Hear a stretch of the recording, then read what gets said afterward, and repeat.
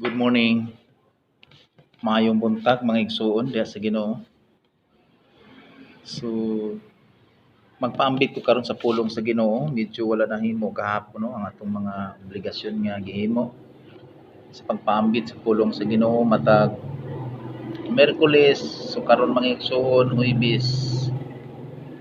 Tuguti ko ninyo nga magpabati sa pulong sa Ginoo mga igsuon. Gamay lang nga oras ang akong hangyo sa matag usa nga magapamati tungod kay kini nga topic karon mga igsoon very crucial matud pa nila. Medyo daghan ang dili nakapangalagad tungod ini nga topic. Una nga ako ding isgutan karon, ako manginaot sa matag usa nga nakaroon sa tagsa ka panimalay, sa tagsa ka trabaho nga kung maka-open mo, makapaminaw mo nini gikas pagsugod sa pagtapos. Ako manginaot nga naa mo sa maayo nga sitwasyon. Sa tanan akong mga kaigsuonan, Luzon, Visayas ug Mindanao, good morning.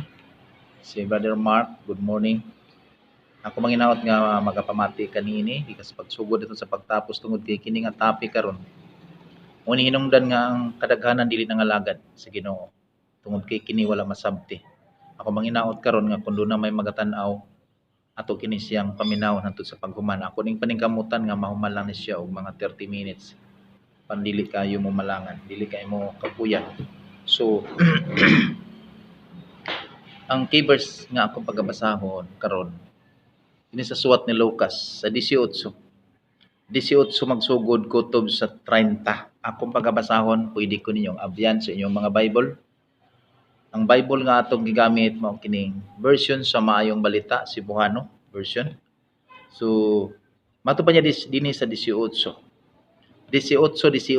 sa Lucas, sugod sa 18. Kapitulo 18, versikulo 18, kutob sa 30. So mato pa dinhi, usa ka pangulo sa mga Hudiyo nangutana kaniya, maayong magtutudlo unsa may akong buhaton aron madawat ko ang kinabuhing dayon. Si Jesus nangutana kaniya, nganong gitawag mo man ako nga maayo? Walay maayo gawas lamang sa Dios. Nasayod ka sa iyahang kasuguan, ayaw panapaw, ayaw pagpatay, ayaw pangawat, ayaw pagsaksig bakak, tahura ang imong amahan o ginahan. Sa 21, ang tao mitubag gituman ko na kining tanan nga mga sugo sukad pa sa akong pagkabatanon. 22, sa pagkadungog ni Jesus niini, iyahang gingnan ang dato. Usa pa kabutang ang kinahanglan mong buhaton. Ibaligya ang tanan mong katigayunan ug gihatag ang halin ngadto sa mga kabos ug makabaton kag bahandi dito sa langit. Unya balik ug sunod ka nako. Apan sa pagkadungog sa tao niini nasubo siya pag-ayo tungod kay dato man siya kaayo. 24, nakita ni Jesus nga nasubo ang tao, busa miingon siya, pagkalisod gayud alang ni adtong daghan og bahandi sa pagsulod sa gingharian sa Dios. Mas sayon pa sa usa ka kamilyo ang paglusot sa lungag sa dagom kaysa usa ka dato sa pagsulod sa gingharian sa Dios. Ang mga nakadungog niini nangutana kun mao kana kinsa ra man diay ang maluwas. 27, mitubag si Jesus, ang dili mahimo sa tao mahimo sa Dios. Unya mingon si Pedro, timani baya. Gibiyaan namo ang among panimalay aron pagsunod kanimo. Si Jesus miingon kaniya, tinuod kana og sultihan ko kamo niini nga bisan kinsa nga mobiya sa iyahang puloy-anan o asawa o mga igsuon o mga ginikanan o mga anak tungod sa gingharian sa Dios, makadawat og daghan pang mga panalangin niining panahon na o kinabuhing dayon sa umaabot nga panahon. Magampot ha. Labing balaan o gamhanan nga Dios, dalaygon kas walay katapusan. Salamat sa mga pulong mo karon. Gamita ang akong baba, tagay kog kaalam niini nga ang tanan nga magapamati niini mapanalangina. Ablihi og gadang ilang mga huna-huna og salabutan nga kini dili mo labayng kawang. Lord, dihugi bisan kini mo nga dapit nga akong nahimutangan, likusi kini sa imong gahom nga walay buhat sa yawa nga makadisturbo gikas pagsugod ngadto sa pagtapos. Ako kining itugyan kanimo ang tanan, kadungganan ug kahimayaan imo lang, in the name of Jesus Christ. Amen. So usbon ko, good morning. So mga igsuon, naghisgot kini sa usa ka pangulo. Usa siya ka pangulo sa mga Hudiyo ug kini siya usa ka dato. Nangutana siya kang Hesus. Taytulan ko lani og dato. Unsay iyahang buhaton aron makasulod siya sa gingharian sa langit. So gisultihan siya. Matud pa sa iyang gisulti, ayaw panapaw, ayaw pagpatay, ayaw pangawat, ayaw pagsaksig bakak, tahuran mong ama ug ginhan. Matud pa niya, bata pa ko gituman na nako ni. So unsa pa may nakulang? Sugingnan siya mga igsuon. Pauli, ibaligya ang imuhang katigayunan ug ang halin ni panghatag sa mga kabos.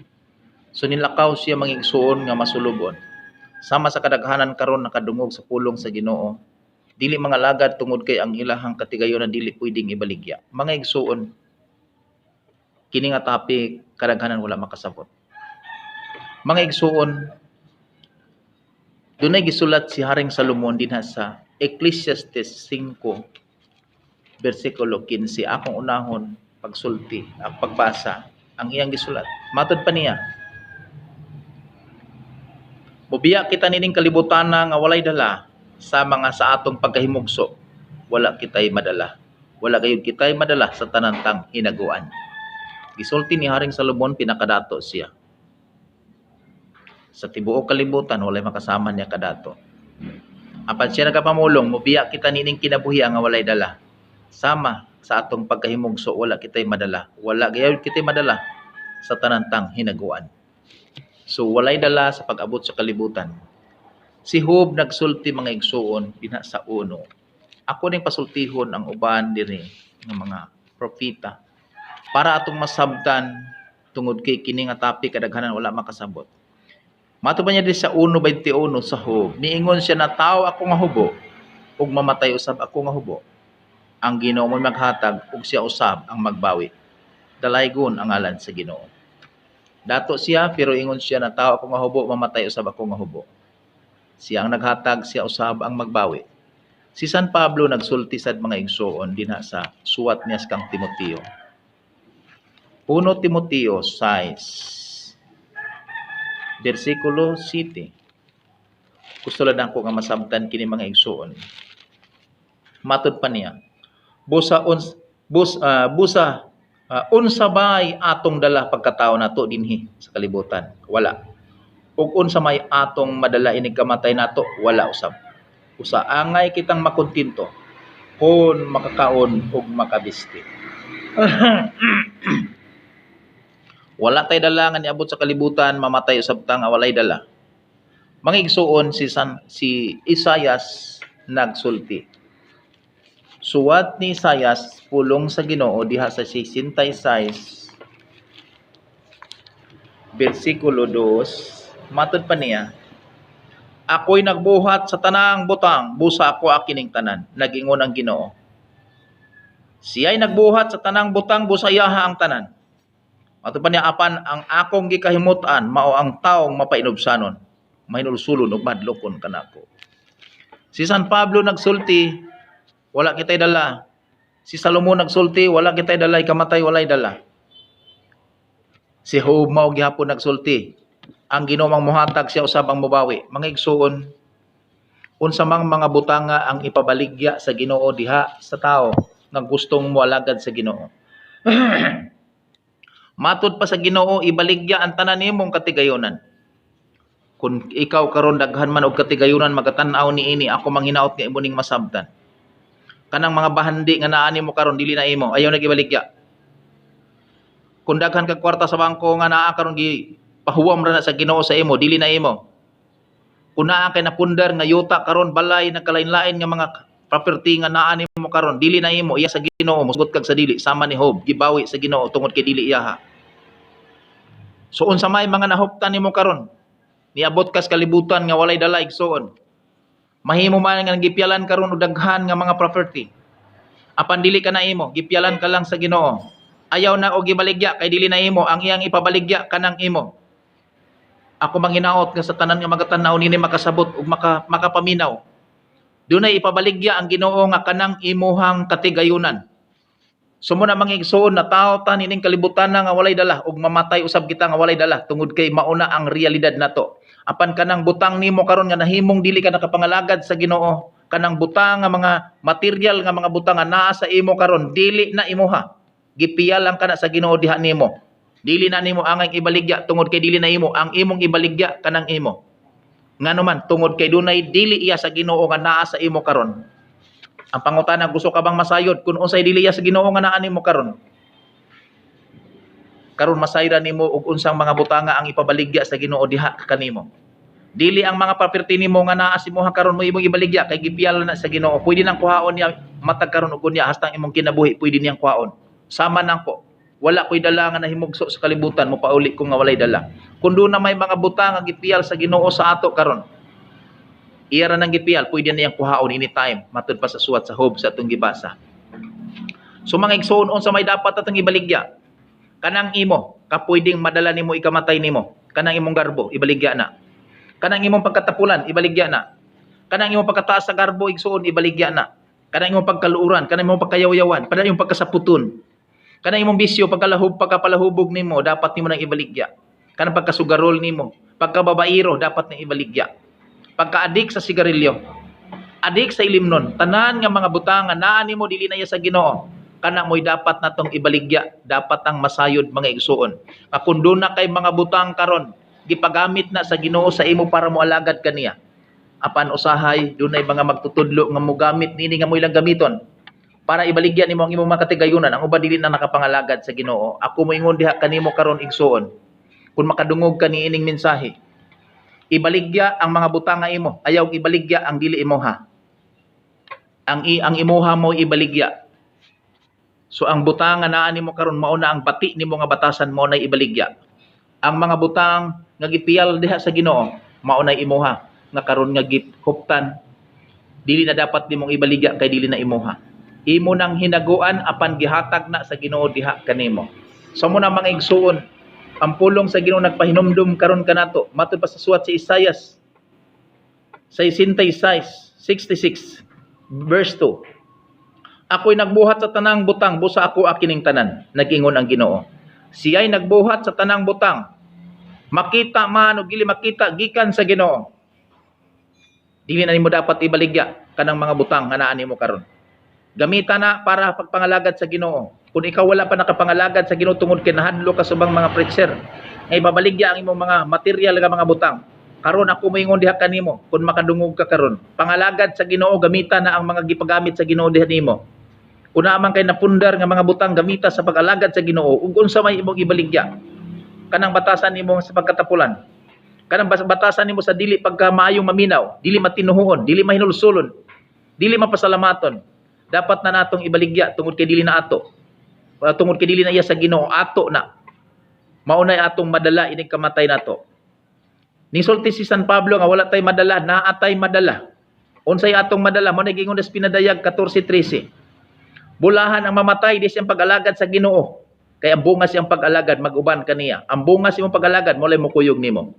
Apag dili ka mo alagad ang muuban nimo kanang imong butang, kanang imong pagkadautan, kanang imong pagkayaw-yawan, kanang imong dili pagkamatinuhuon, dili mo basag Bible, dili mo simba, dili pagkamasimbahon. Tanang buhat iya sa yawa. Dili na iya sa Ginoo, iya na sa yawa, pwedeng naa sa imo. Gipagamit sa yawa para makuyog ka sa yawa sa impierno. So muna mga igsuon, nagpahinumdum ang pulong sa Ginoo karon. Kung ikaw dato man sa mga material nga mga butang, pasalamati ang Ginoo. Dayga ang Ginoo tungod kay siya mo'y tag-iya ni ana, gipiyalan kaniya.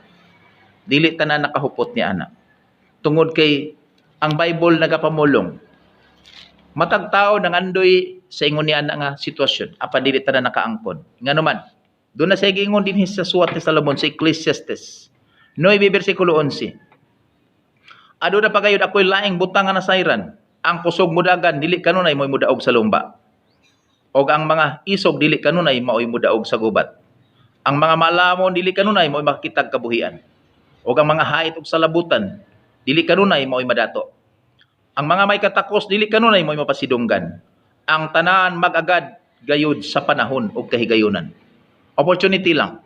Kung naman kay mga butang karon, Kung doon na kay mga property diha, opportunity lang nga gihatag sa Ginoo diha sa imo.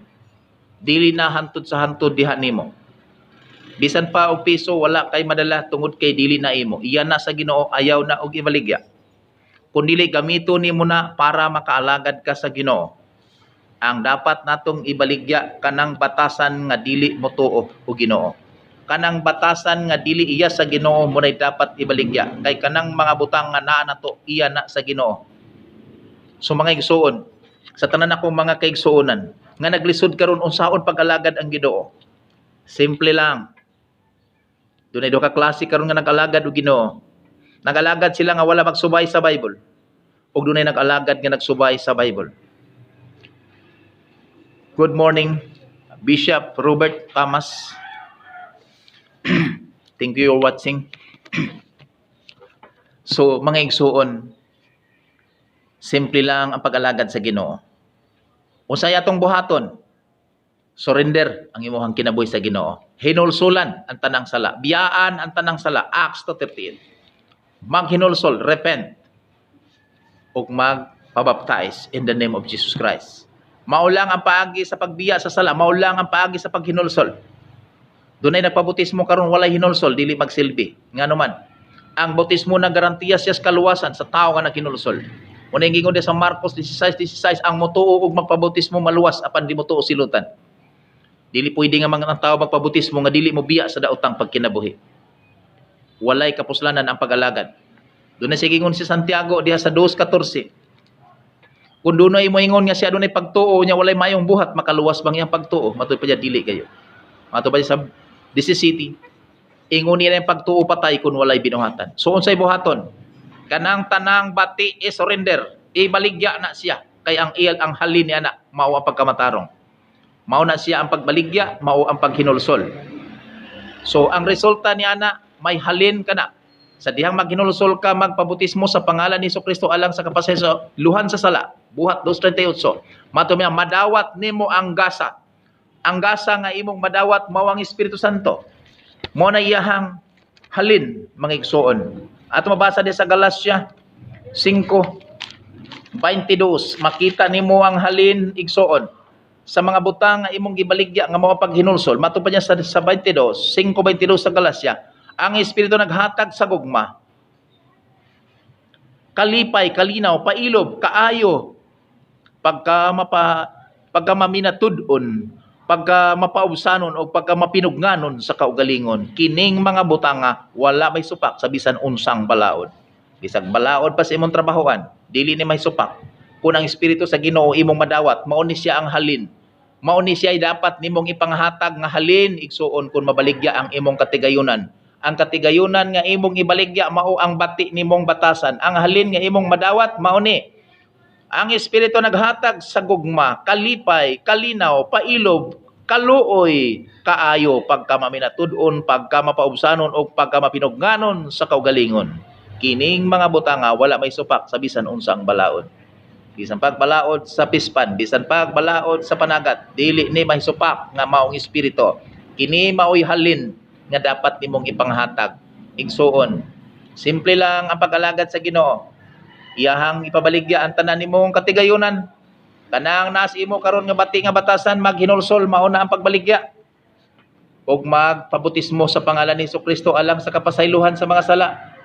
Ug ang halin mao ang Espiritu Santo ang pagkamatarong anaa nimo, maoy imong ipanghatag ang halin.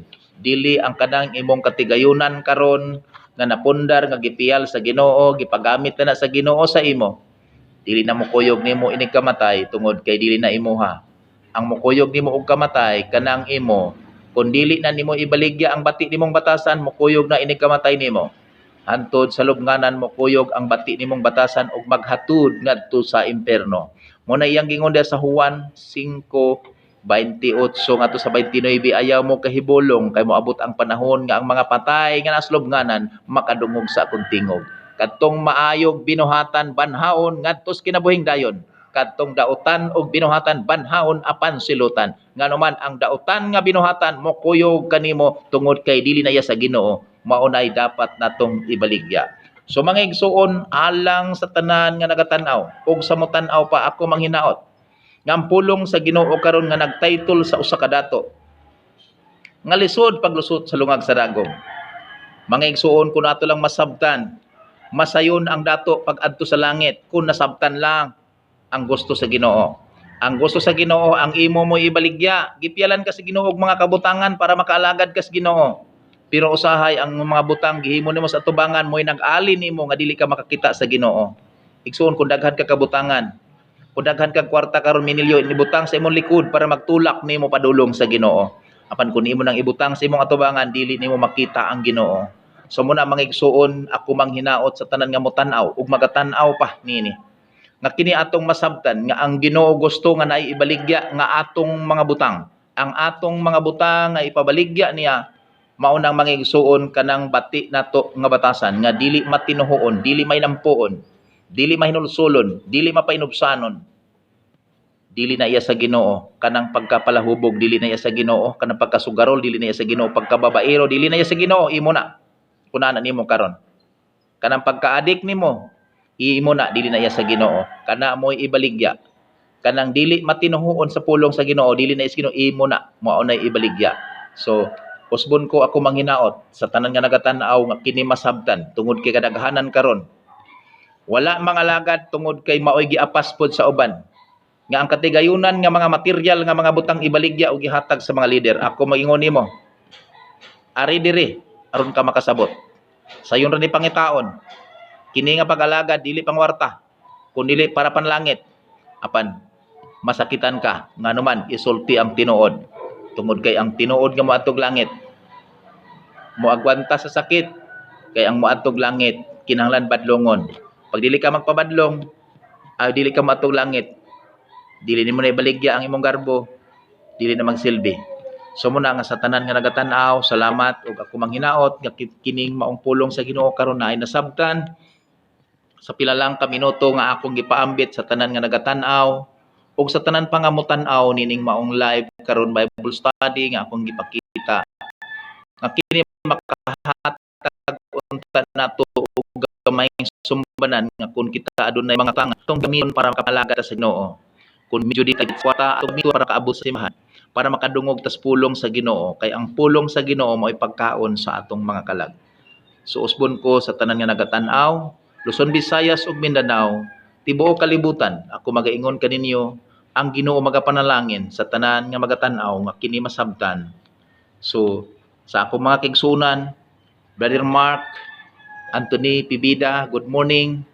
Si Brad Kate Lopango, good morning. Salamat sa inyong pagtanaw. Sister Luis Jen Ortiga, good morning. Salamat sa inyong pagtanaw. Matod pa ni Brad Kate. God bless you, Pastor. God bless you to Brother Kate. Sumatod pa ni Sister Luis Jen, good morning, Pastor. Good morning, sis. Padayon ko nga nagpabatis pulong sa Ginoo. So, Rosie Barbaswan, sa Placer, Masbate, good morning. Salamat sa inyong pagtanaw. Jan Sandy Mahinay, good morning. Salamat ka nakatanaw ka. Ako manghinaot nga makapaambit sa kaspulong sa Ginoo. Jerry Francisco Junior, salamat sa imong pagtanaw. Bishop Robert Thomas, good morning. Thank you. Thank you you're watching this live. Jeremy Amadio, salamat sa pagtanaw. Og si Charid, lisod kayong basahon ang iyahang apelido. Good morning sa pagtanaw nimo. Amelia Gulayan, good morning.